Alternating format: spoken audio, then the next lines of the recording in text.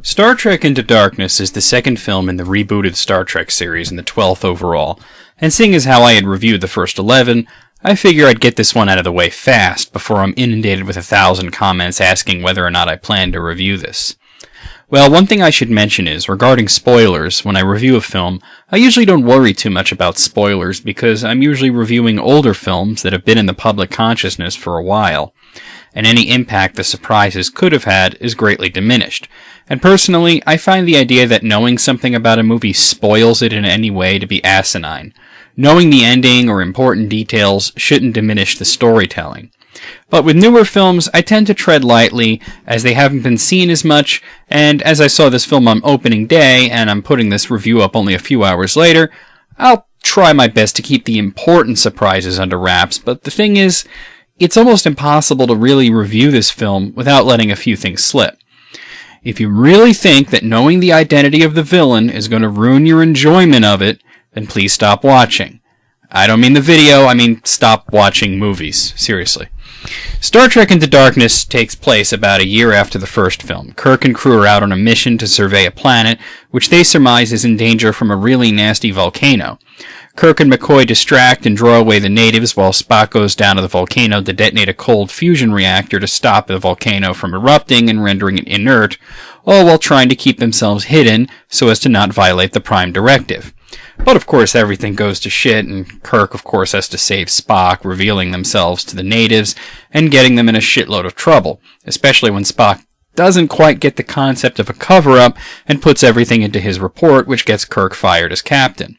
Kirk is supposed to be sent back to the Academy, but instead he's made commander and first officer under Admiral Pike, once the real shit goes down. A rogue Starfleet agent named Harrison has launched a one-man attack on Starfleet and killed a hell of a lot of people. Then he proceeds to murder several more important characters. Kirk convinces Admiral Robocop to reinstate him as captain of the Enterprise to go after Harrison, who is holed up on Kronos, the Klingon homeworld.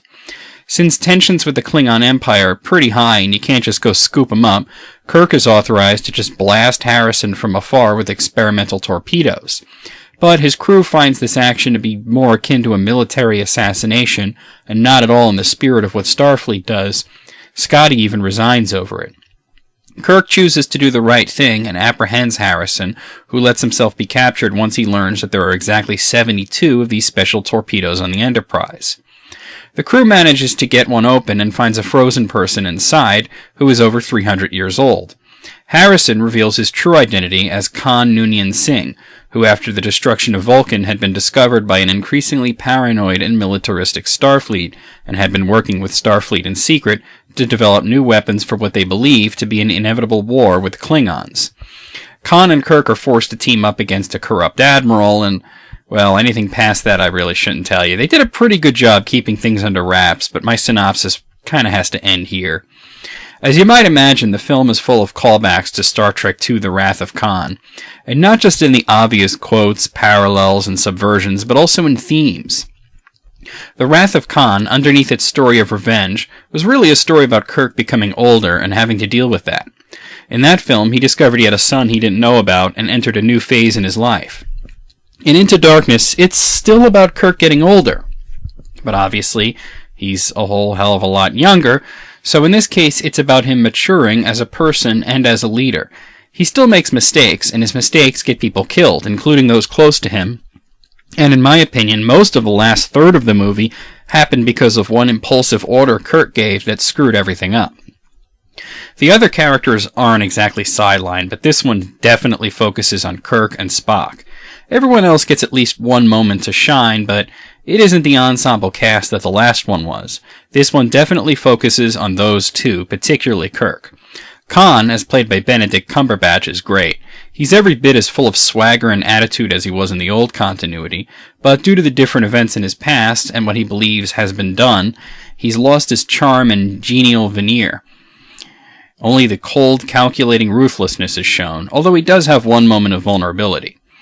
All in all, this one stacks up well against its predecessor. In some ways it improves things. The story is more serious, the villain's complexities are more clear and not relegated to extra reading material, and there's better character development for the characters that are focused on. But there are some drawbacks, biggest of which is the action, which is frantic and high-paced, but a bit too epileptic at times.